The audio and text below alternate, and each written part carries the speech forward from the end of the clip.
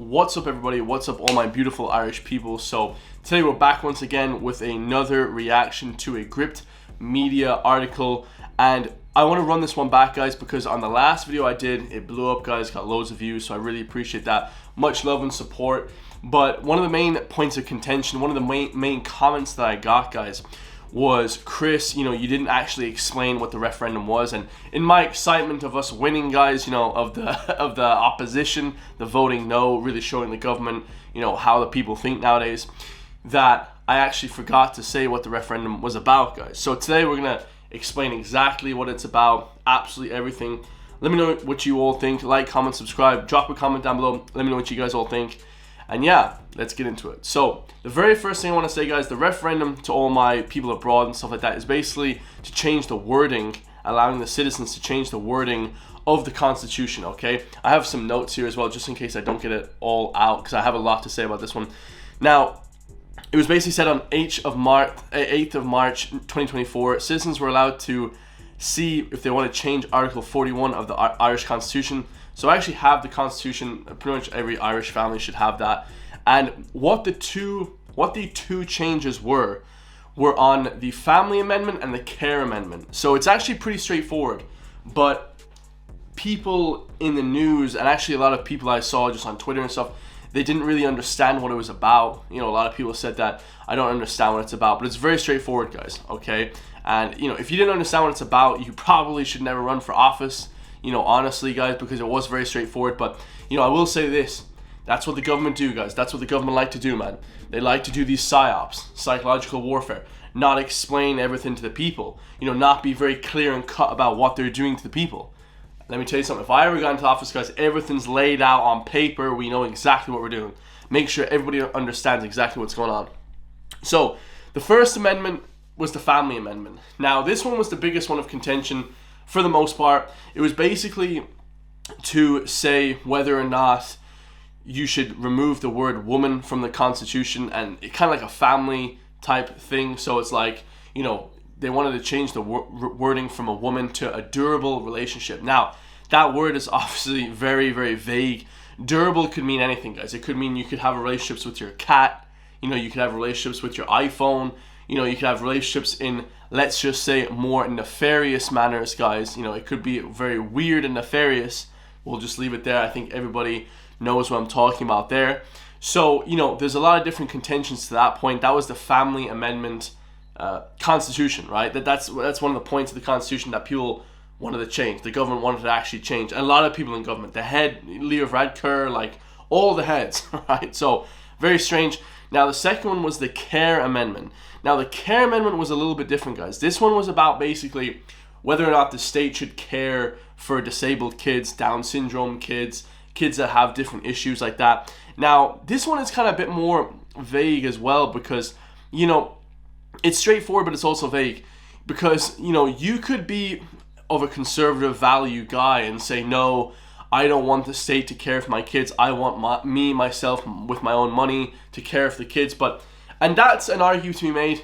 Probably I would have voted, I would still have voted no, but there's a point of contention there, because people would say, oh, I don't want to be taking from the state if my kid has an issue. I want to be paying for it. But the state already does that, guys. Now, if it was to reintroduce something like, let's have the state care for people nowadays, would that pass? It would be a tough one to actually think, guys, because a lot of people are more conservative, but definitely, that's more of a left-wing liberal point of view, where the state should take care of you. And I do believe that, guys. If you're an Irish citizen, of +5 years, then absolutely the state should help take care of you.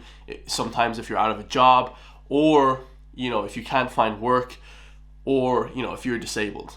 Okay, so that was a huge one as well. That one definitely, there was no point of contention at all on that. What I'm trying to say is, if they were to try and reintroduce something, should the state take care of you instead? I mean, actually, even then, now thinking about it, I definitely would have voted absolutely 100%, yes, to having the state taking care of us, guys, because that's how the state works, and it has always worked like that. So voting no on both those issues was absolutely mandatory, guys. And I don't know why Leo Varadkar came on the news talking about how he would have voted no, he would have voted yes to having independent care, so the state wouldn't have to take care of him. He said, because I'm so rich and stuff, my family can take care of my disabled grandma. But like, what if the state can't take care of your grandma? What if you don't have enough money for that? Like the average person in Ireland. The average person in Ireland doesn't even have 500 euro in the bank account. The average person, guys, more than 50% of people. So Leo Varadkar, completely delusional. But like I said, guys, it's all a psyop. You know, and I hate to say this, guys, you know, but they make this wording hard so nobody understands it.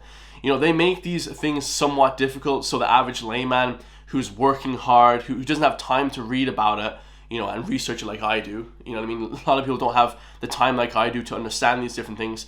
So then they just go voting, you know, whatever, whichever and which way, guys. They just hear something from their friend and they go vote on it like stupidly. So there is a psyop. I think there's a psyop all over Ireland. Ireland is one of the most psyoped countries in the world, in my personal opinion. Every job I ever had, ever in my life, was psyoped. A lot of my friends that I had were psyoping me as well. So you got to be very careful. And I say to all the young people of Ireland, you know, younger, you know, if you're under 25 and you're working a job, whether it be your pay or your manager, just understand that they are running a psyop. They are doing psychological warfare on you to help you, to make you work harder for less. So be very aware of that, be open, be educated, and understand that about the society. Okay, I love you guys all. Let's get into this video. So today we have Steen No Sides Referendum Victory, the best Mother's Day present ever. So they actually held the referendum around Mother's Day, guys. So absolutely insane. Now, this is Leisha de Brun of the Countess says the result shows a disconnect between the public and the NGO industrial complex. So super amazing, guys. I didn't even know that we had that concept in Ireland. You know, this sort of industrial complex. You know, I know everybody's heard about the military industrial complex. They like to run these perpetual wars in the USA and stuff like that. But I didn't even know that we have these NGO industrial complex, even these words in Ireland. This is very impressive that, you know, people like this woman, Leisha, a very beautiful woman, I'll say as well, you know, with her baby here, a mother, of course, are very up to date on these type of things, guys. I love to see the educated people very up to date on these type of things. And it's funny because Leo Varadkar and all these people, they don't even have kids, guys. So it's kind of tough for them to be talking about taking mother out of the Constitution. It's very nefarious, guys. I'll use that word again. Very, very strange and scary times, guys, that they don't even have kids. They wouldn't know anything about it, guys. You know what I mean? It's like me voting on something I have nothing to do with. You know, taking mothers out of it. And it's like, dude, and a man tried to pass it. I bet the feminists are mad at that one. A man tried to take mothers out of the Constitution. Could you imagine? I mean, talk about unconstitutional. I love you guys all. Let's get into this video. So we're here at Dublin Castle. It seems like the two referendums that the government proposed on care and the family have been resoundingly defeated. I'm wondering, what's your initial reaction? Yeah, it's a great victory for common sense. And I think it's also clearly a rejection by the Irish people of, you know, the political elites, NGOs like the National Women's Council, who are funded by public monies and who really pushed the government to run this referendum. It's also a rejection of a campaign of misinformation by the government, who would not engage with the reasonable concerns of the no side. Wow, incredibly well spoken, guys. You know, victory for what you say? Misinformation by the government. The government spread misinformation as well, guys. People think that misinformation is just this sort of thing that, you know, is only said by, you know, YouTubers like myself and just, you know, people on the internet. Like, but it's not, guys. The government have their theories as well. So, I mean, it is what it is. And it's also a rejection of a government that seems more concerned with social media plaudits than actually getting on with the business of governing the country. But in addition... Damn, this lady is fire. She's a beast, guys. Yeah, they seem more like they want to discuss topics on social media, Twitter, than they do actually running the damn country. It's an absolute joke, guys. Like, talk about low-level people. To that, it's a very positive statement, and it's an expression by the Irish people of gratitude and of love. Gratitude to women for the work that they do in their homes. It's often unseen and unsung. Gratitude to mothers for the unique and irreplaceable role that they play in their children's lives and in the lives of their families. Oh yeah. And a recognition of the special place that marriage has in our constitution and that they want to retain there. So, and on coming up to Mother's Day tomorrow, it's just the best Mother's Day present ever. I'm wondering, you mentioned the National Women's Council earlier, and obviously, as you say, they're in receipt of state funding, and it's claimed by themselves and by government supporters of that organisation that they are representative of women and women's causes. And yet I put it to Minister Roger O'Gorman today that it seems as though the women of Ireland have soundly rejected a campaign that they fully backed. And he said that he didn't think that was reflective of any kind of wider repudiation of them as an organisation. He said effectively that, this is just two issues and that people have rejected those issues, but that it's not a rejection of them more broadly and as an organisation. As a woman, as a mother who's campaigned on this, I'm wondering what's your reaction to that? Oh, look, it's very complete stupidity is what it is. obvious. The women of Ireland have rejected this proposal. The National Women's Council is completely out of touch and does not represent the majority of women. We'd have to look at the Women's Council, guys. I've never even heard of this Women's Council. Like, I've never seen anybody on it. Like, is there actually a Women's Council? We don't even know. The government don't tell us anything, guys. Who's the leader of this Women's Council? Who are the members of this Women's Council? Like, come on, bro. We don't know anything about it. Like... certainly doesn't represent mothers in the home and never has done absolutely nothing to further the cause for women who want to spend time with their babies and their children in their homes. Those years fly by so quickly. It's such a short time, and for women who want to do that and who get very little recognition, if none, the National Women's Council have done nothing for them. But this is, the people have really sent a message to the government and to NGOs like the National Women's Council that they're out of touch. Sinn Féin has doubled down on their proposal to rerun the referendum if they get into power, except with modified wording. They say they, of course, wouldn't put this exact question to the people again because an answer has already been received there, but that they might go with stronger wording, perhaps the Citizens' Assembly wording, for example. I'm wondering, do you have any thoughts on that, if that idea from the opposition party? I think it would be foolish. After hearing the result today, the Irish people have rejected it. There was a very broad coalition, which was interesting in this referendum. There was a broad coalition of people, individuals and groups that came out against this. And the people have agreed with the No campaign. And in truth, I have to pay tribute to the plucky underdogs. Aintu were the only party, in fairness to them, that swam against the political tide.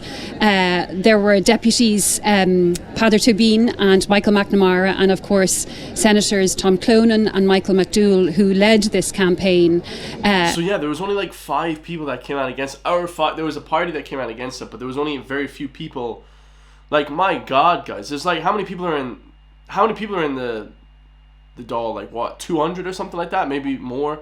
Maybe less. I don't even really watch it too much. But how many people didn't vote against it, guys? Could you imagine? I mean, it's absolutely insane, bro. It's absolutely insane. But, considering the might of the government and the whole establishment that they were up against, this is a fantastic victory for them personally, but also for the Irish people. Yeah, congratulations, all my beautiful Irish people. That lady, beautiful, beautiful lady, and also beautifully well spoken. The world is looking at Ireland. Like, Ireland has become a poster child for...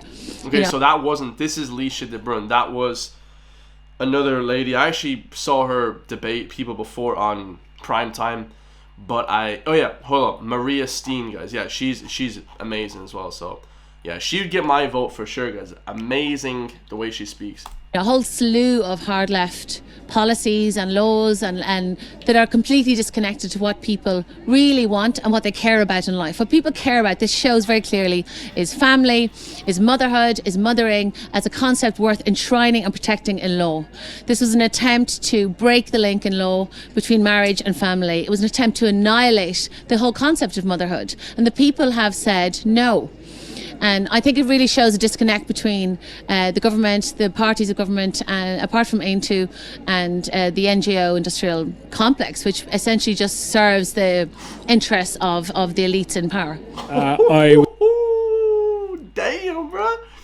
NGO industrial complex just serves the elites in power. It's true, guys. You know what I mean? What did George Carlin, the great George Carlin, for those who don't know, go watch George Carlin. He said it's all just one big group, guys. One big, you know what I mean? Massive establishment, and you're not part of it, guys. And neither am I, and will never be. You know what I mean?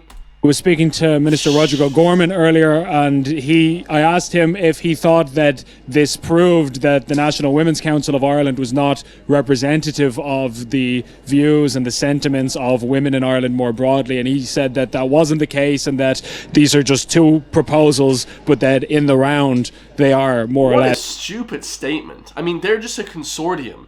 Just a flippin', you know what I mean, a massive group of idiots, guys. And we're not part of it. Well, I don't even want to be part of it. I want to be an independent. As representative of women's views, I'm wondering if you have a response to that?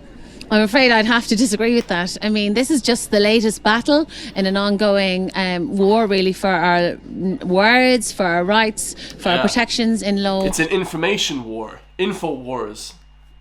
Maybe. And, you know, Minister Gorman is clearly, and his department, and in fact so much of government is ideologically captured by this ideology, which is really at the heart of this. You know, like the government assumed that people would be just carried away with these vapid slogans about inclusivity and equality. But, you know, it was such an insult to the Irish people just to not even offer the argument if you're going to change the status quo. And I think what they realised was that it was just being used as a smokescreen to strip constitutional rights from mothers and from women. A smokescreen to strip constitutions from women. Oh my god. I mean, I couldn't agree more, guys. It's unbelievable. You know what I mean? And obviously we know now in the future Mr. Leo Varadkar has stepped down. Leo, horrendous name. First of all, that name Leo, I've never met an Irish person named Leo that's actually, you know, correct in the head, guys. That's not like a regular person. I don't even know. You know what I mean, guys? That name is shit, first of all. That name sucks. But yeah, absolutely legendary, guys. What an amazing video. No side referendum's victory is the best Mother's Day present ever. Let me know what you think, guys. Stay free. I love you all, and I'll see you all in the next one, guys. Peace.